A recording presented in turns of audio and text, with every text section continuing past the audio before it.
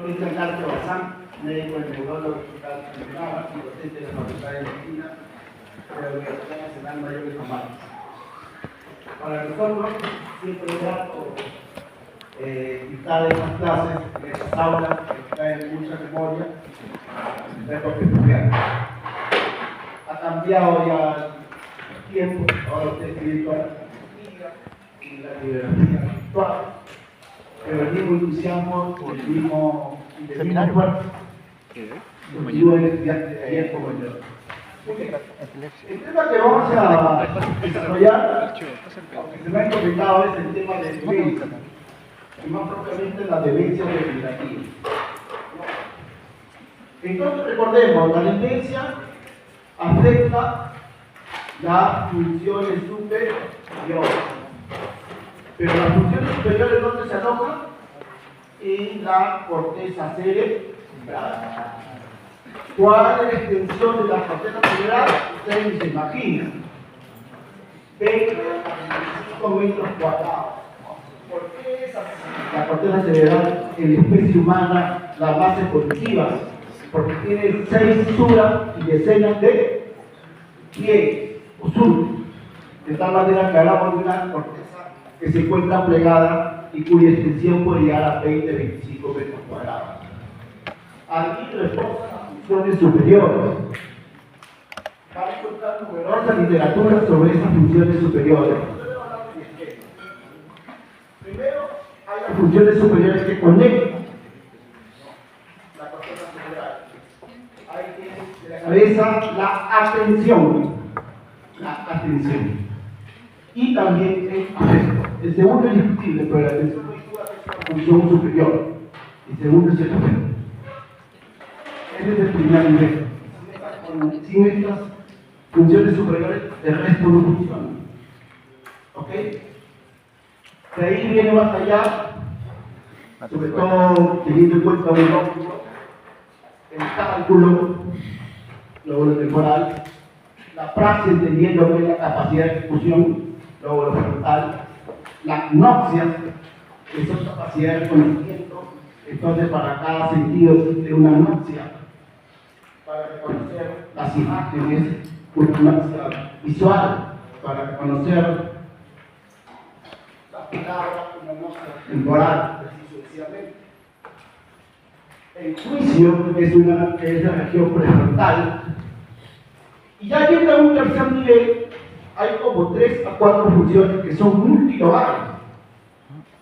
Comenzando con la orientación en persona, en espacio y en tiempo. Segundo, la memoria, que se encuentra alojada en toda nuestra corteza cerebral. Y tercero, tiene el lenguaje. El lenguaje es un desarrollo más propiamente de la especie humana. Más propiamente, no quiere decir que otras especies no la tengan. Que tienen también múltiples regiones. Área de Wernicke, lóbulo temporal, área de Broca, lóbulo frontal, por ejemplo. ¿Está bien? Entonces hemos hecho un repaso de las funciones superiores. Ahora, hay que diferenciar la demencia del retraso o retardo mental. ¿Por qué? Porque el retraso o retardo mental no logra desarrollar esas funciones superiores que la mente. En cambio, la demencia sí logra desarrollar plenamente funciones superiores, pero después las pierde. Y las pierde de manera constante, de manera permanente.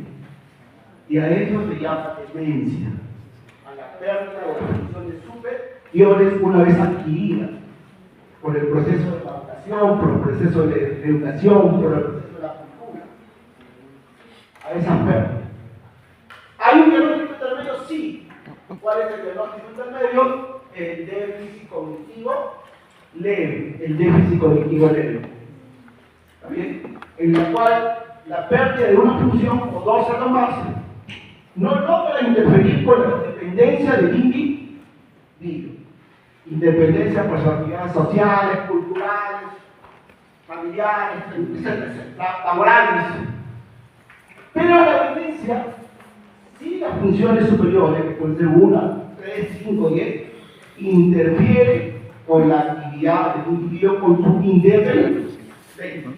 ¿Ok? Bueno, de estas demencias, ya, la gran mayoría son degenerativas.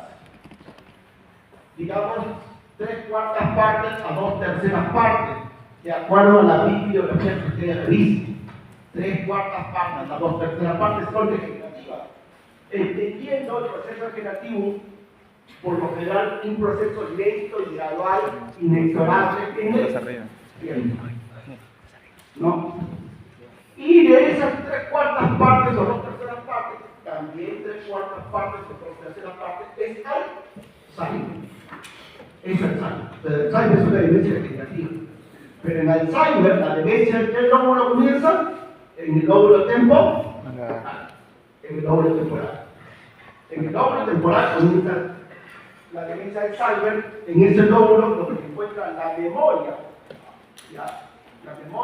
La memoria explícita, donde se encuentra una estructura en forma de caballito que se llama el hipocampo. Que cuando ustedes regresan a la memoria explícita, es la estructura principal, porque recoge la información y de nuevo arma la información.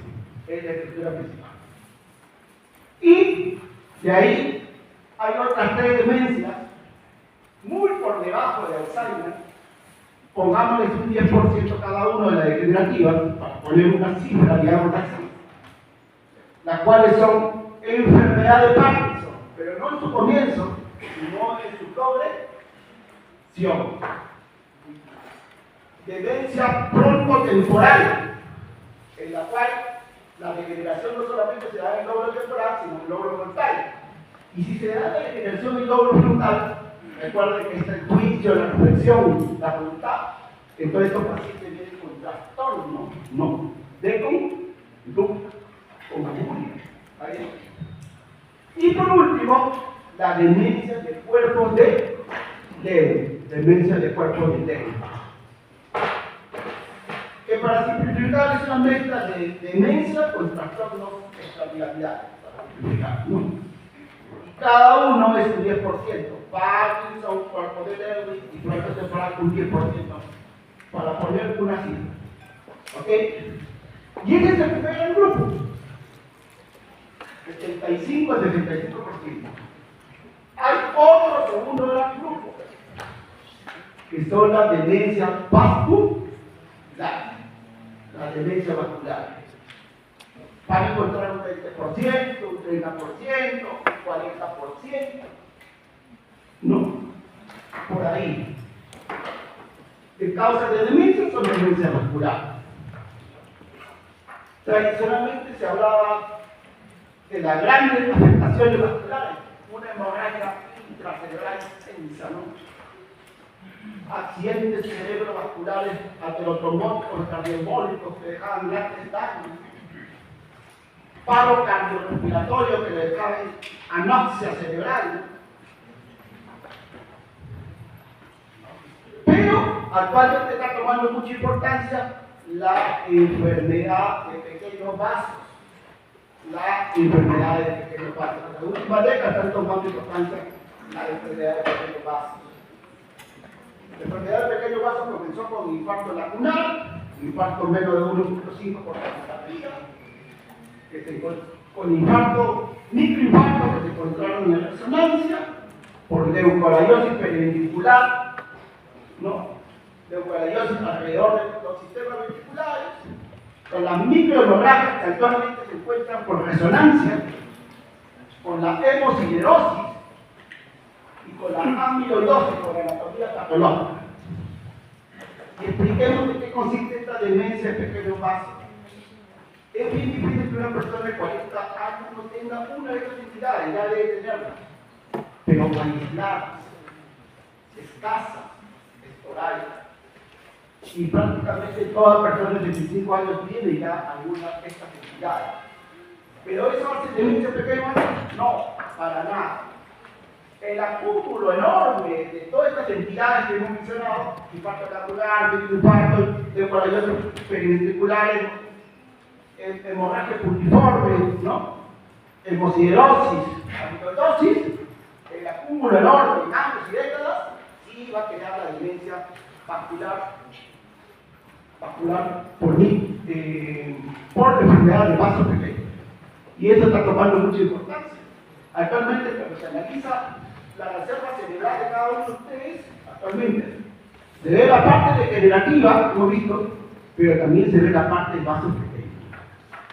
¿Por qué? Porque la parte degenerativa y la parte de vasos pequeños, que todos lo tenemos, algunos escasos, algunos más grandes, no van a dar la reserva cerebral cuando ustedes tengan 50 años, 60 años, 80 años.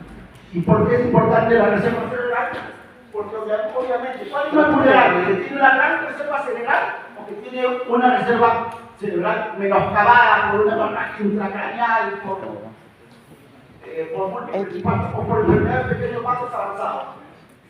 ¿Cuál se va a defender mejor? El primero, pues. El segundo va a ser más vulnerable. ¿Ok?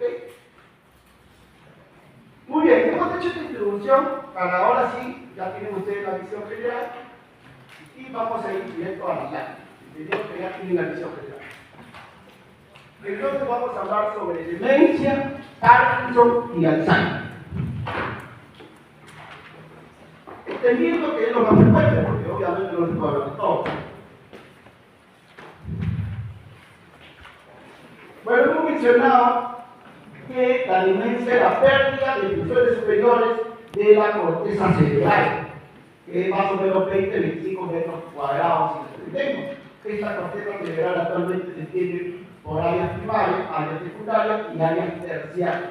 Las más evolutivas son las áreas terciarias. Entonces, la área de asociación faringo-occipital temporal es lo más evolutivo. Ahí se nos construye la realidad en nuestro cerebro y tiene en cuenta todos los datos de diferentes sentidos.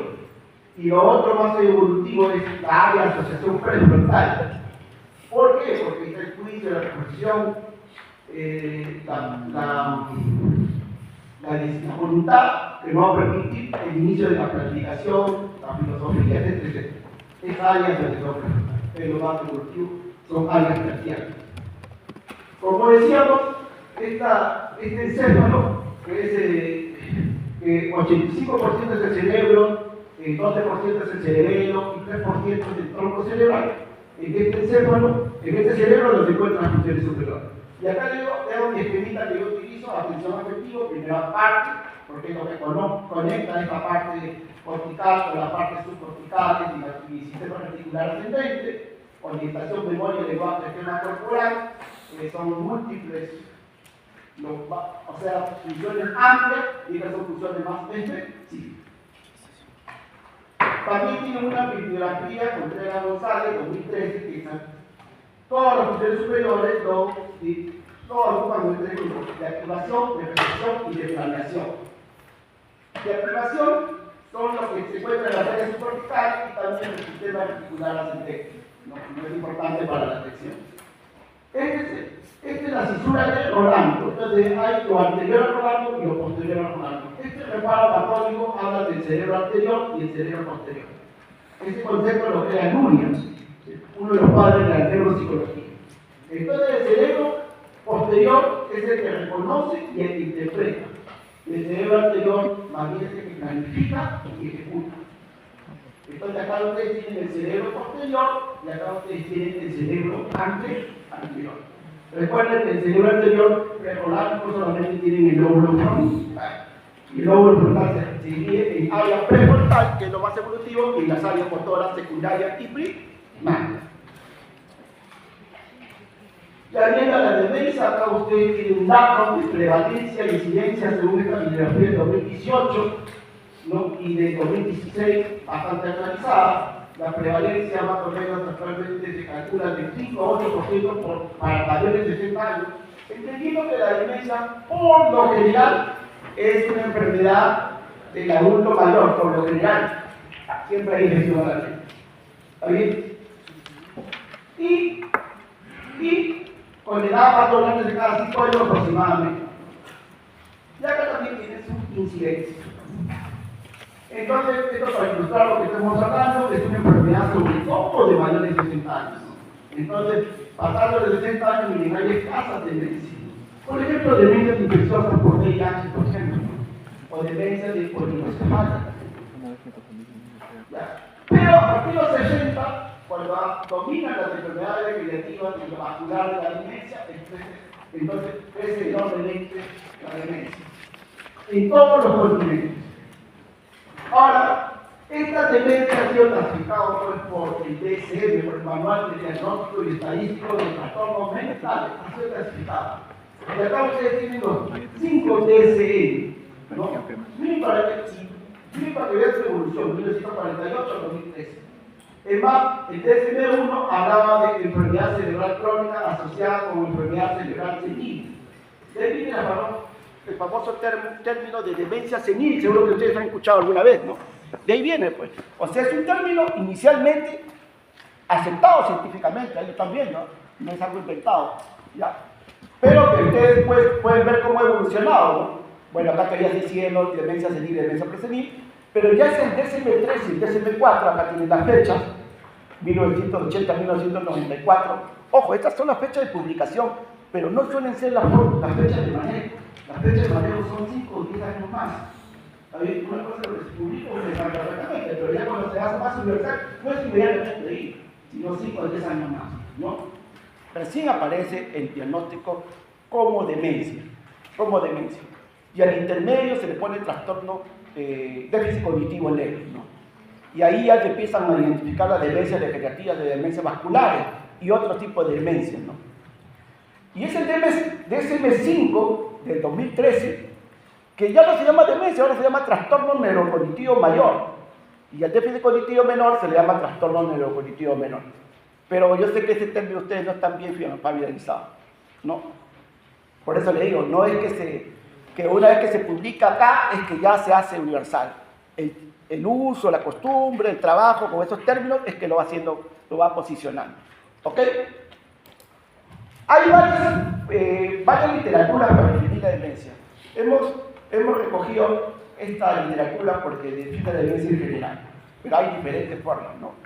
Entonces, mírenme, interfieren con la capacidad de su funcionamiento. Eso es lo que hemos dicho. Interfieren, en cambio, el déficit cognitivo leve no logra interferir. Hay una deficiencia, pero no logra interferir. ¿Está bien? Interfieren, ¿no?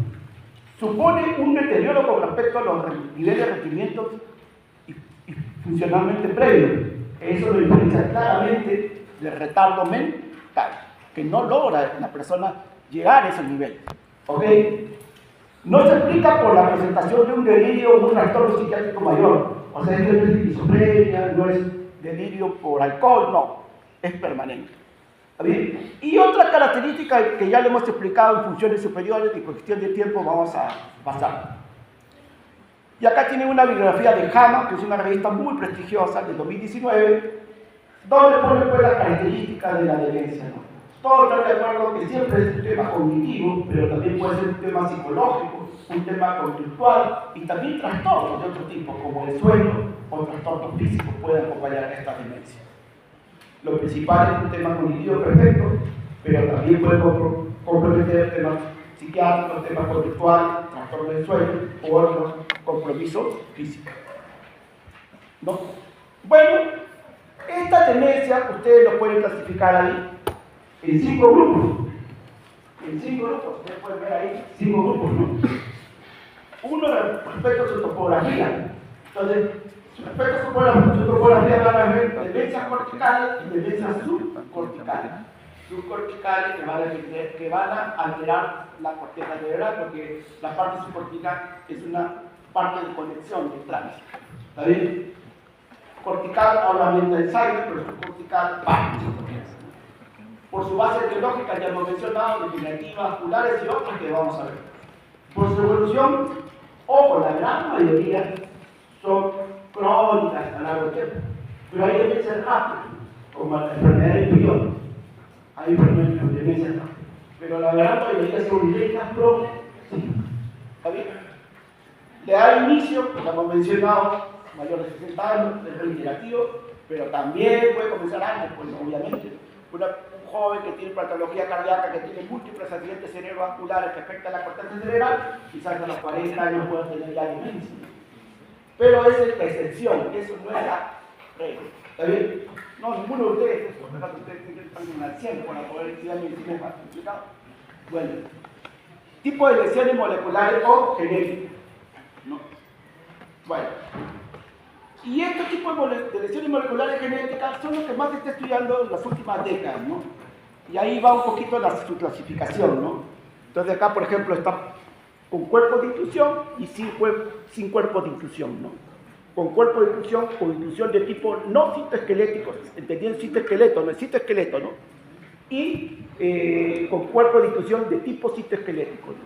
No citoesquelético, polipéptidos aberrantes, Huntington, ¿no? Amiloide, bueno, ahí está el Alzheimer, con inclusión de tipo citoesquelético, la sinuscleinopatía, ahí está la enfermedad de Parkinson, la tautopatía también, ahí está el Alzheimer. Entonces es una forma de clasificar la demencia teniendo en cuenta su tipo de histología o base molecular. Y acá también tienen una clasificación teniendo en cuenta la base genética. En general, todas estas enfermedades generativas, un 10%, digamos así, son hereditarias. Parkinson, Alzheimer. Y un 90% son aleatorias, multifactoriales. En otras palabras, a cualquiera que esté acá presente le puede dar, pues, ¿no? ¿Ok? Multifactorial, aleatoria, cualquiera lo puede dar. ¿Ok? Pero sí es cierto que hay un porcentaje de base hereditaria genética. Y eso es lo que se está estudiando acá. En enfermedades Alzheimer, estas son las que tienen base hereditaria, ¿no? Y acá por acá, frontotemporal y así la diferente Parkinson, ¿no? ¿Ok? Muy bien. Un estudio que ha ayudado mucho para los neurólogos que ven demencia, obviamente, es la resonancia magnética nuclear. La resonancia magnética nuclear. ¿No? Porque si es degenerativa, ustedes van a ver atrofia cerebral, ¿no? Si es vascular, ustedes van a apreciar los diferentes tipos de accidentes cerebrovasculares, hemorrágicos, isquémicos, etcétera, etcétera, ¿no? O si es por otras causas, van a encontrar pues, tumores, hidrocefalia, infecciones. Entonces la resonancia es un estudio muy importante para los pacientes, para los médicos que estudian demencia. Y acá están los detalles, pero les he resumido un poco, ¿ya? Y entonces acá ustedes tienen una resonancia en un corte transversal. No, es un corte coronal. Es un corte coronal. ¿Está bien?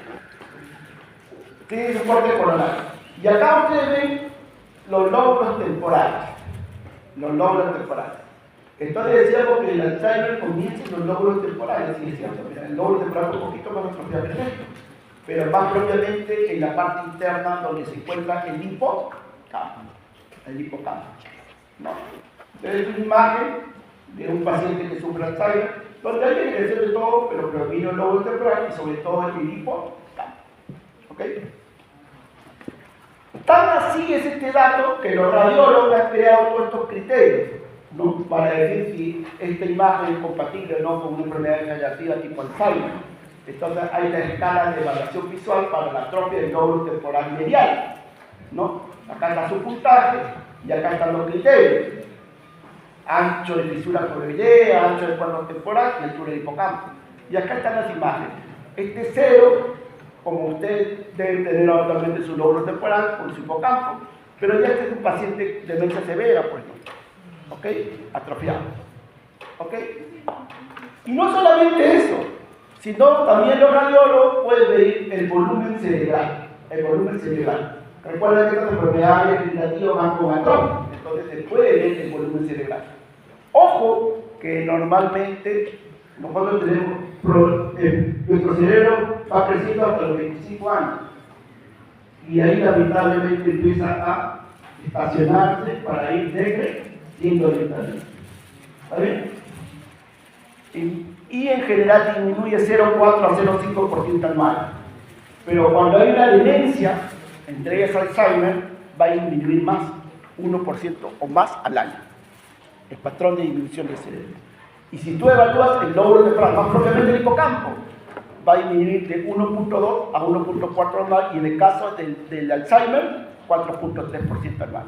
Entonces, con este dato que se encuentra esta bibliografía, ¿no? se ve pues, que la atrofia es mucho más acentuada de las enfermedades degenerativas, más propiamente el hipocampo, si estamos hablando de Alzheimer, ¿no? Bueno, un poco sobre demencia vascular, ¿no? Primero está la demencia por múltiples infartos del vaso grande, aterotrombótico, cardioembólico. También la demencia por paro cardiorrespiratorio, anoxia. También no necesita ser un infarto grande, sino un infarto que esté localizado estratégicamente, por ejemplo, el tálamo bilateral, ¿no? También por hemorragia, ¿no? Esas son las demencias vasculares. En la discusión está que no solamente encuentras vascular, sino que también puedes encontrar degenerativa, esto se llama la mixta, ¿no? También está la discusión que si hay lesiones vasculares, pero no logran todavía el paciente llegar a la demencia, esto se llama un déficit cognitivo. Y también un ictus agudo no necesariamente se puede catalogar de demencia, pero cuando el ictus es demasiado extenso, por ejemplo, toda la arteria cerebral media, un infarto frontopolito temporal y el paciente no puede hablar, vamos a considerar que este paciente vaya a la demencia. ¿Okay? Y para dejar por último, esta de vasos pequeños que está siendo la más estudiada últimamente, la de vasos pequeños que hemos mencionado. Miren, esta es una revista del 2018, ¿no? Entonces, miren, de vasos pequeños es más o menos el 48%. Miren, tipo 2 de vasos pequeños, 48%. Por si acaso, estos son estudios últimos. Y por eso le estoy posicionando la idea de los vasos pequeños. Eso no me enseñaban a nosotros. Nosotros solamente cardioembólico y aterotrombótico, ¿no? Se acabó, no hay más. Bueno, y esta es la enfermedad de vasos pequeños, la que hemos mencionado: infartos lacunares, microinfarto, microhemorragia, leucoariosis periventricular, angiopatía amiloide y hemosiderosis superficial. Son 6 entidades que cualquiera lo puede tener escaso, pero cuando se coalesce, cuando se suman en años, da la demencia vascular. Y acá, para terminar, ya antes de entrar a nuestros temas específicos, también la demencia puede ser dada por asociaciones con drogas, por cuestión tóxico-metabólica, por causas extrínsecas, causas infecciosas, inflamatorias, cariciales. La verdad que estas causas son poco frecuentes de demencia, pero sí es cierto que sí es importante descartarlas. ¿Por qué es importante descartarlas? Porque ustedes pueden apreciar ahí que muchas de ellas sí tienen tratamiento. Si encuentro que el paciente tiene sífilis y lo tratando de la sífilis, puedo preparar el paciente. Igual si tiene cisticercosis, ¿no? Igual si tiene vasculitis y lo trato con inmunosupresores. Más aún si tiene déficit de vitamina B12, le doy la posición. Entonces, si bien ciertas demencias son muy escasas, a veces las pesquisas es muy importante porque pueden ser tratadas aceptablemente. Bueno, ahora vamos a ir ya a los dos temas específicos que hemos seleccionado, entendiendo que son complejos, las causas de demencia cognitiva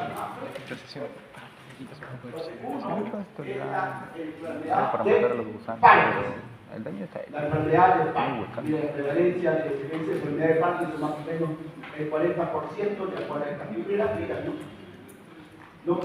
Y aquí tiene la característica de la enfermedad de Parkinson, ¿no? Es una enfermedad motora extrapiramidal en principio, pero ahora se ha aumentado notablemente en muchas características. Ustedes saben perfectamente que la enfermedad de Parkinson tradicionalmente se decía que comprometía el sistema extrapiramidal. Ese sistema extrapiramidal tiene que ver con la modulación y regulación del movimiento. A diferencia del sistema piramidal, que es más cortical, el extrapiramidal se regula a través de los núcleos basales. En cambio, el piramidal se regula en la corteza motora primaria, el área 4 de Brockman, ¿no? Y ahí nacen las neuronas piramidales, unas tremendas neuronas que son que se toman como modelo para los libros de medicina, ¿no? Las neuronas piramidales, porque son multipolares, ¿no? Y esta piramidal pues tiene un control del músculo esquelético y es voluntario. Bueno, el Parkinson afecta el extrapiramidal, los complejos, la locomoción, los movimientos complejos y el control postural. Entonces acá ustedes tienen los núcleos basales, donde más abajo se encuentra el mesencéfalo, que sería el control, digamos así, de movimiento estacionalidad. Y en este mesencéfalo, acá ven el mesencéfalo, ¿cómo reconocerlo? Porque es la forma de un ratón Mickey, ¿no? Acá ven sus ojos, acá su nariz, acá sus orejas. En la parte interna de sus orejas, ahí nos encuentra la famosa sustancia negra, la sustancia negra. ¿Y por qué es importante la sustancia negra? Porque se sintetiza el neurotransmisor dopamina, ¿no? Entonces, ese es lo tradicional del Parkinson. Pero ha sufrido una revolución, el entendimiento del Parkinson sí ha sufrido una revolución. Y esa revolución en parte se debe a este doctor, Jacob Bratt. Vamos a hablar un poquito de la revolución que ha sufrido el entendimiento del Parkinson.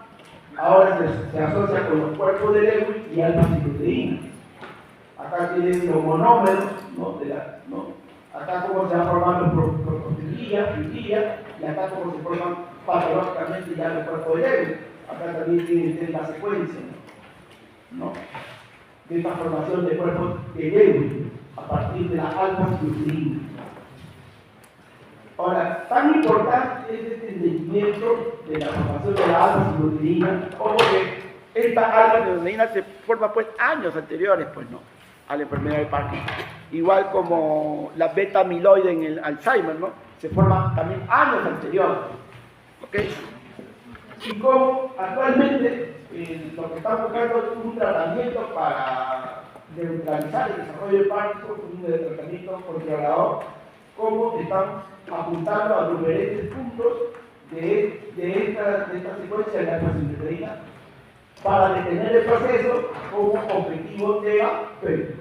Entonces ahí está reducir la síntesis de alfa-cisteína en la estrategia del grupo de fármacos, aumentar la degradación de alfa-cisteína en la estrategia de otro grupo de fármacos, reducir la degradación de alfa-cisteína también, bloqueo la aprobación de la alfa-cisteína, reducción de estrategias farmacológicas que actualmente están en estudio. Basta que uno de ellos funcione. Se revolucionó el tratamiento de Parkinson. Porque actualmente no hay tratamiento modificador de la enfermedad de Parkinson. Actualmente hay solamente tratamiento sintomático. Y cualquier estrategia que se resuelva puede detener la progresión de esta enfermedad, por lo menos detenerlo, que es bastante. ¿Ok? ¿Por qué este patólogo cambió de Parkinson? Vamos a ver. Normalmente, acá arriba tienen la parte motora, y tienen dos síntomas cardinales, Uno, que define el Parkinson, por si acaso, la rigidez y el temblor. La rigidez y el temblor. Pero actualmente se traen numerosos síntomas motores, que no solamente la rigidez y el temblor, también es la inexpresividad facial, también es la flexión en extremidades, también es el braceo y los pasos cortos, también es la rotación en bloque. Usted puede rotar en diferentes segmentos, los terrenos no, rotan pero en bloque. También es la inestabilidad, ustedes le empujan y se cae. Ustedes tienen un reflejo que toma el toque, pero se cae. ¿Ok? También es el trastorno del habla, también es la dificultad para ingerir alimentos. O sea, son numerosos signos motores. Lo tradicional es la rigidez y el temblor. ¿Ya? Pero hubo un estudio que se identificó que había signos no motores en el Parkinson. Y eso dio pie a otras investigaciones.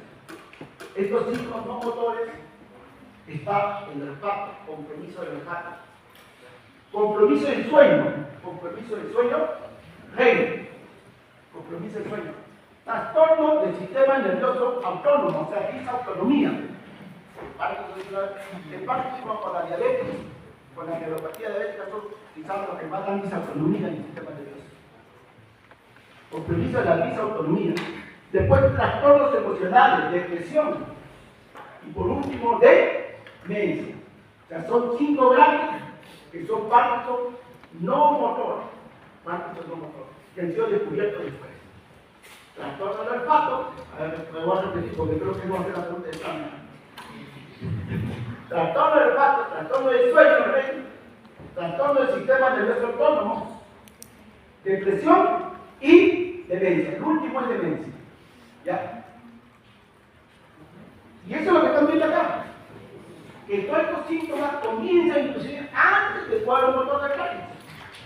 Todo lo que hemos narrado hasta acá, al final es la demencia. Al final es la demencia. ¿Está bien? Pero todo esto comienza acá, al final de la demencia. Pero todo esto comienza antes inclusive del cuadro motor de Parkinson. ¿No? Entonces, esto la alfa-listina tiene cualidades neurotóxicas cuando se impide su eliminación por más pegamiento y se favorece su combinación. Al final te dan los cuerpos de hielo, ¿no? Y esta neurotoxicidad va a comenzar de la parte más inferior del sistema nervioso hacia la parte más superior. Acuérdense, de la parte inferior hacia la parte más superior. O sea, al final va a comprometer la corteza cerebral, pues el cerebro, la corteza cerebral, las funciones superiores. Entonces, miren, estos son los estadios que plantea del 1 al 6. Obviamente, esta alfa-fetoproteína primero compromete el plexo militar con micromotor de 3 por par. Ahí caería pues trastorno del olfato, ¿no? Disautonomía. Después afectaría la formación reticular ascendente, el lóbulo cerúleo, ¿no? Ahí caería trastorno del sueño, ¿no? Un poquito de la depresión. Después ya la sustancia negra, ahí sí estaría recibiendo síntomas clásicos de Parkinson, temblor y rigidez. Pero, o sea, antes de pensar que Parkinson era solo esto, ¿no? Pero ahora ustedes están viendo que es más, ¿no? Y después ya, pues, cambios en el comportamiento, cuando baja la corteza cerebral, temporal, perdón, la amígdala. Y por último ya demencia, cuando baja la neocorteza cerebral. ¿Está bien? ¿Y este es un proceso de días semanas? No, es un proceso de años. De años. ¿Está bien? Y ustedes pueden ver acá viene el estadio 1-2, la alfa-fetoproteína trae una neurotoxicidad de estas regiones inferiores, el estadio 3 y 4, donde sí se daría propiamente el Parkinson, acá sí se daría propiamente el Parkinson, síndrome tembloroso, síndrome hipocinético, ¿no? Y acá el estadio 5-6, donde prácticamente pues, se afecta gran parte del encéfalo y gran parte de la corteza cerebral produciendo de demencia. Miren, sobre todo la parte posterior y la parte inferior, pero recuerden la parte posterior. La explicación es siguiente. Entonces, ya no es pues Parkinson, sinónimo de flacidad, de núcleo basal, del mesencéfalo, por un lado, tiene un núcleo intercircular, ¿está bien? Sino es un proceso ascendente que va de porciones inferiores y que al final el sexo estallido llega prácticamente en gran parte del cerebro. Eso por un lado. Ya no es Parkinson, cuadro rígido, hipocinético y tembloroso. Ojo, que al decir ya no es solo, no quiere decir que eso no sea lo principal, sigue siendo lo principal por si acaso. Cuadro rígido, hipocinético, tembloroso y tembloroso. Pero el Parkinson es muy más allá. Son numerosos signos motores y hay el Parkinson no motor que hemos mencionado. Pérdida del olfato, sueño REM, pérdida del sueño REM, trastorno disautonómico, depresión y demencia. Lo estoy mencionando 5 veces y ya creo que ya ni siquiera vamos a estudiar con más caña. Ya no es. Tampoco ya no es Parkinson, dopamina, históricamente es dopamina. También es serotonina, norepinefrina, ácido acético. No. Entonces ha habido una revolución sexual en las últimas décadas. ¿Ok? Y acá ya para ir directamente a la demencia, a la etapa temprana y la etapa tardía. Acá ustedes tienen las funciones superiores tempranas que se afectan en Parkinson y tardíamente que se afectan en Parkinson. Y también tienen la región, como yo decía, una fronto subcortical y otra cortical posterior. Vamos a las imágenes. Fronto subcortical temprano y fronto cortical posterior. Después, ¿están de acuerdo? Acá mismo. Acá, es la parte anterior del cerebro y de la parte posterior. Ya acá también, ¿no? Déficit cortical posterior. ¿Vale? Primero déficit frontal, después déficit occipital. Cortical posterior, digamos occipital, para simplificar. ¿Ok? Y acá hay una disminución de dopamina, pero al final va a haber una disminución del neurotransmisor acetílico. ¿Ok? Y mírenme ahora los nuevos criterios diagnósticos de Parkinson según el JAMA del 2020. Ya no está solamente la bradquinesia y la rigidez, pues, ¿no? Ya hay otros. Y ojo que ya consideran los síntomas no motores, lo que hemos mencionado. Trastorno del olfato, trastorno del sueño, trastorno del sistema nervioso autónomo, trastorno emocionales, depresión, en otras palabras, demencia.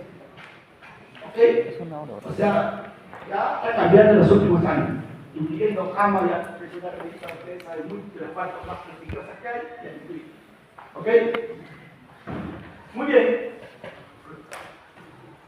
Y acá más detalles ya de la enfermedad de Parkinson, quiero decir, ¿no? Características principales, ¿no?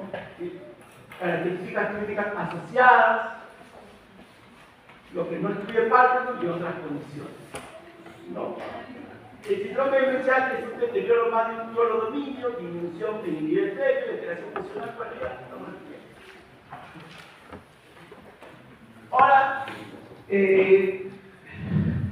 estas enfermedades degenerativas subcorticales, el Parkinson pues es la más importante. La enfermedad de Parkinson sería. Pero hay otras, ¿no?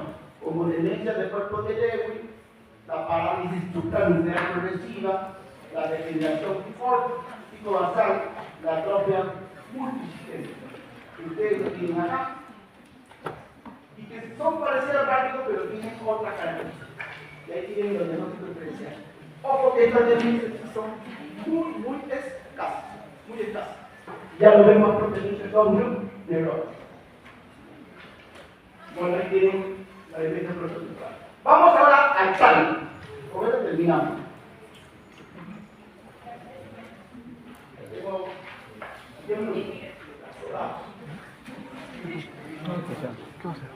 Bueno, hay numerosas clasificaciones de Alzheimer, pero acá les traigo un bonito cuadro de Alzheimer para que vean pues, que no solamente es un trastorno de la memoria. Ojo que esto es lo principal también, pues, ¿no? El trastorno de la memoria es lo principal, porque obviamente afecta el lóbulo temporal, el hipocampo, ¿también? Pero ustedes pueden ver que hay también problemas de comunicación, trastorno de la percepción, trastorno del comportamiento, trastorno del ritmo sueño y vigilia, trastorno del ánimo, trastorno de la continencia, trastorno de la alimentación. ¿No? Y es que esta demencia, si bien es cierto, comienza el lóbulo temporal, al final la atrofia compromete toda la masa encefálica. Es alucinante cuando usted ve un Parkinson avanzado por anatomía patológica. Bien atrofiado el cerebro. Y acá queremos transmitir un concepto que ustedes ya seguro lo tienen ya. Entender que la enfermedad no se gesta pues días o semanas antes que el paciente tiene demencia. No, la enfermedad se está gestando, como ustedes pueden ver claramente, años anteriores, las décadas anteriores que el paciente presenta demencia. Y es más, miren, el proceso patológico tiene que avanzar a tal extremo, mira, a tal extremo, para que recién aparece el déficit de cognitivo leve. ¿Ya? Los dos procesos patológicos en esta enfermedad, ustedes ya lo han escuchado, es el depósito de la amiloide y el daño neuronal por la proteína tau. Primero el depósito de amiloide y después el daño neuronal por la proteína tau. Y estamos insistiendo que estos procesos están bien avanzados para que el paciente bien comience el déficit cognitivo leve. ¿No? Ya la atrofia estructural aparece pues, cuando ya estos procesos están avanzados, empieza a aparecer la atrofia estructural. ¿No? Y ya el compromiso cognitivo, miren, el compromiso cognitivo, ya los elementos de la patología ya están bien avanzados y la atrofia también está a un tercio para que aparezca el cuadro clínico. El cuadro clínico de la cognición, el cuadro clínico de síntomas psicológicos y conductuales. ¿Ok? Y para reiterar qué es el lóbulo temporal, más propiamente el hipocampo, pues la estructura, más comprometidas, digamos, en esta enfermedad o inicialmente se completa. Pero también la corteza intestinal, está mejor delimitada. Ahora, se han hecho numerosos estudios para tratar de diagnosticar lo más tempranamente esta enfermedad de Alzheimer. Pero observen la resonancia, ¿no? Ya nos explica cuando ya hay déficit cognitivo leve. Si tú haces su raciocinio, el déficit cognitivo leve ya está avanzado. ¿Okay? Entonces se está tratando de buscar estudios que puedan diagnosticar más tempranamente esta enfermedad años antes que aparezca, ¿no? Y hay estudios de videoobservatorio de la proteína tau y de la beta amiloide que sí pueden ayudar a pesquisar. Hay estudios de tomografía por detección de positrones que también pueden ayudar, tanto de beta amiloide como de la proteína tau, como pueden ver. Son estudios muy costosos y estudios de investigación. Decíamos que Alzheimer como enfermedad degenerativa, pues siempre hay un porcentaje que es hereditario, y un porcentaje que es multifactorial, o sea, en otras palabras, a cualquiera de ustedes le puede dar. Entonces, el 40% de los individuos afectos presentan historia familiar de enfermedad de Parkinson, o un familiar de primer grado afecto es de 2 a 3 veces superior a la población general. Y acá tiene un algoritmo, ¿no? La concordancia de enfermedades de gemelos monocigotos es de 40 a 50% y en dicigotos baja al 10 a 15%. Estos gemelos monocigotos es lo que nosotros llamamos los gemelos, y estos son los mellizos, ¿no? O sea, lo decimos socialmente, ¿no? Vamos ahora a este Parkinson que decía que es hereditario propiamente. Según esta bibliografía es más o menos el 13% y es autosómico nominal, según esta bibliografía. Y el dato más importante es que comienza tempranamente. Miren. Este Parkinson de origen hereditario comienza tempranamente. 44 más 8 años, 49 más 7 años, 59 más 7 años. Ese es el dato, que comienza más tempranamente. Ese 13% comienza más tempranamente, ¿no? Y se han identificado 3 genes, ¿no? Hace tiempo se han identificado esos 3 genes, ¿no? Proteína precursora del péptido beta-amiloide, presenilina 1 y presenilina 2. Son los genes que se han identificado para este Parkinson hereditario. Y acá tienen ustedes los porcentajes encontrados en estos genes. La mayoría de este presenilina 1, 20 a 70%. La mayoría de estos casos es hereditario. Bueno, perfecto, hay un porcentaje hereditario en la literatura que lo utilizamos el 13%, pero aquí ese 15% está en diferentes. Vamos ahora al otro grupo, al esporádico, al que decimos que cualquiera de ustedes les puede dar, el esporádico, ¿no? Y esta está en edades sobre todo más avanzadas, ¿no? Y también hay gen de aproximadamente E, el cromosoma 19, 3 y su forma que están relacionados con este Alzheimer de origen tardío. Son 2, son 3 y son 4. Más frecuentemente es son 3. Vamos ahora a su fisiopatología de la enfermedad de Alzheimer, que seguro ustedes ya han escuchado. La beta-amiloide y la proteína tau. La beta-amiloide y la proteína tau. Bueno, ahí lo tienen por histopatología, la beta-amiloide y la proteína tau, y flechas verdes y flechas rojas. Pero vamos a la beta-amiloide, ¿no? La beta-amiloide se va a producir, primero, es extracelular, y sobre todo se va a producir la corteza límbica de expresión, ahí se va a producir. Se va a acumular más frecuentemente. Pero esta beta-amiloide, por si acaso, tiene una proteína precursora. La proteína precursora de la beta-amiloide.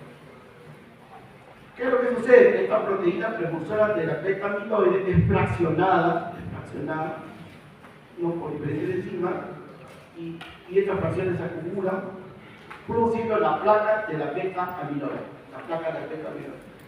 Este acúmulo, a la vez, tiene que ser eliminado. Actualmente se está pensando que la causa no está tanto en el fraccionamiento, en los depósitos, sino también está en la dificultad para la eliminación por la microglía. Una explicación que están dando actualmente. Ahora, estas placas de beta-amiloide pueden encontrarse en su papá, en su tío que tiene 70 años.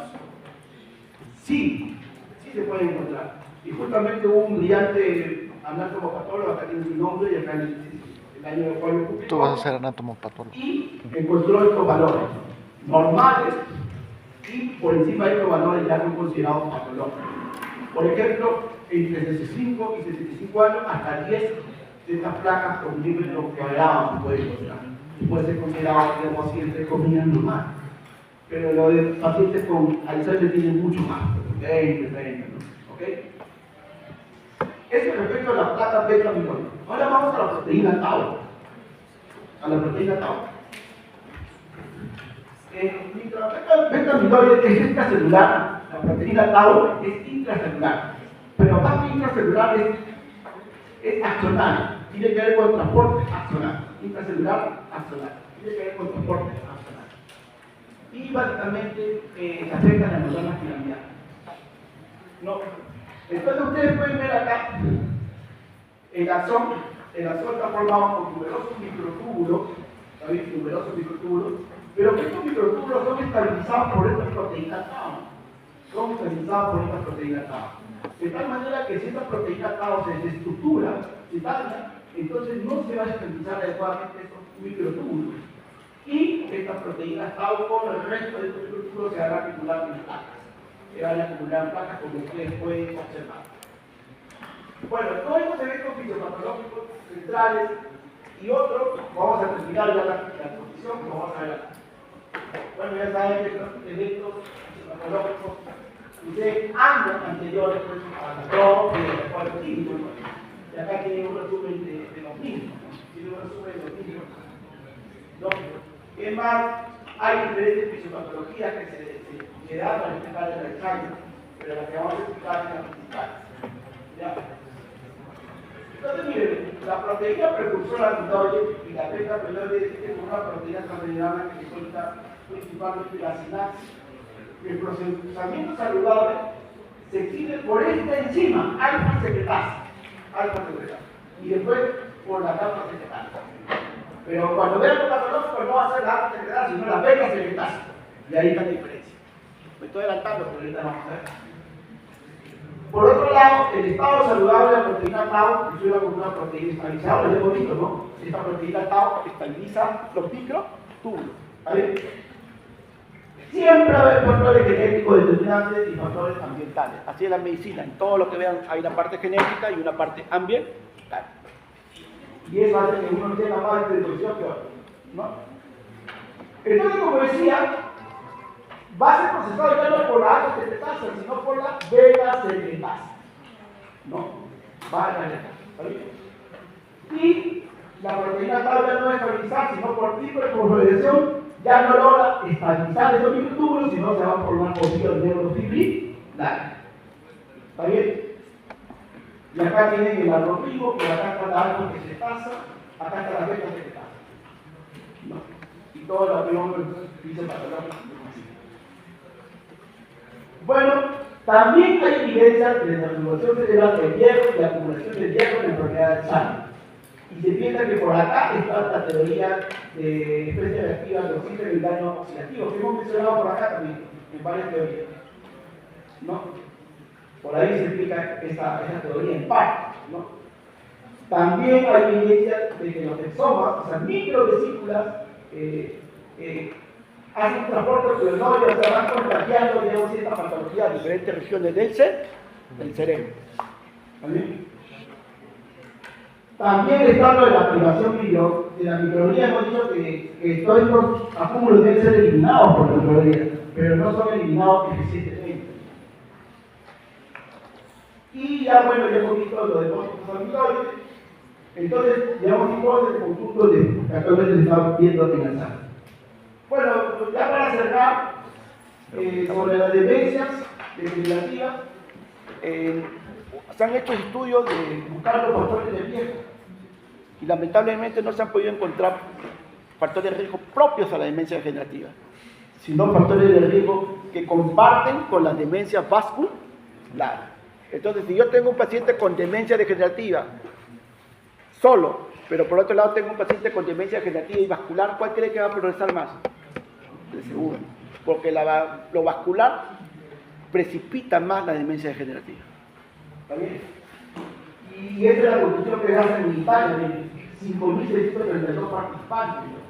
El síndrome metabólico aumentó notablemente la progresión del riesgo a muerte de 4,40. El síndrome metabólico, la obesidad, la hipercolesterolemia, la diabetes.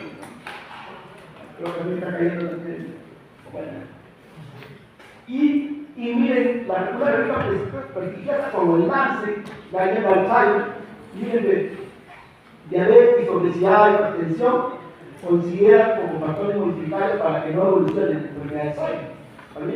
El estilo de vida, por ejemplo, como el trabajo, alcohol, actividad física, que también comparte con lo vascular. ¿No? Bueno, hasta creo que por cuestión de tiempo, en general acá sí tiene la progresión de demencia, acá están los factores que precipitan esta demencia de Alzheimer, y acá están los factores que, digamos, lo limitan. Y por último, acá una revista de 2021 trata de encontrar una explicación entre lo vascular y lo degenerativo. Trata de buscar una explicación entre lo vascular y degenerativo. Y esta es la explicación que da. La sobreactivación de la vía del factor 1 inducible por hipoxia. O sea, la hipoxia activa este factor que hace que la microglía no trabaje bien, que en esencia no trabaje bien, y por consiguiente al no trabajar bien, no elimina bien la placa amiloide, lo retrasa.